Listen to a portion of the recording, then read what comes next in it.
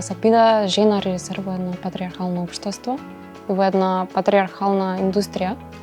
подразбира дека треба да си спремен да го скршиш канонот на тоа што значи филмски режисер, затоа што луѓето очекуваат филмскиот режисер да е маж, бел маж најчесто, да е агресивен, да се дере, да вика, едноставно да предизвикува авторитет со својата појава и тој авторитет никако не може да го спојат со една женска фигура.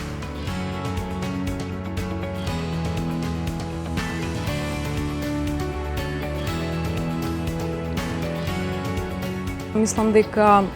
барем кај нас на филмски сет се почитува хиерархија, во смисла дека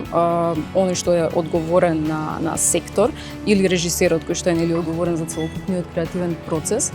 го има последниот збор, го има авторитетот и во таа смисла наистина не можам да кажам дека има некаков поинаков однос кон мене во споредба со колегите кои што се мажи.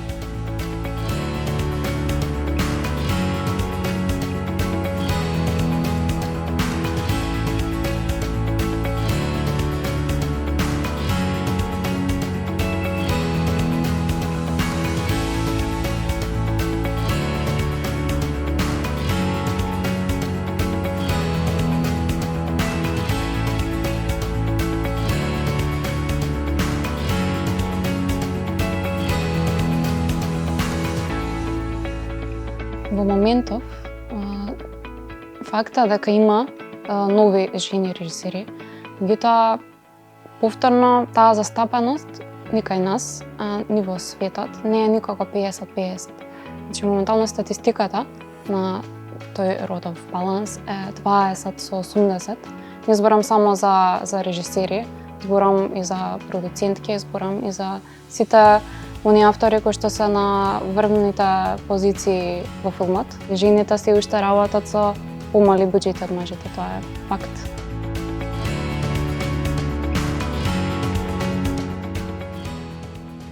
Начинот на кој што жените ќе раскажат женска приказна, условно кажано, или приказна со жена во главен лик, ќе биде многу поразличен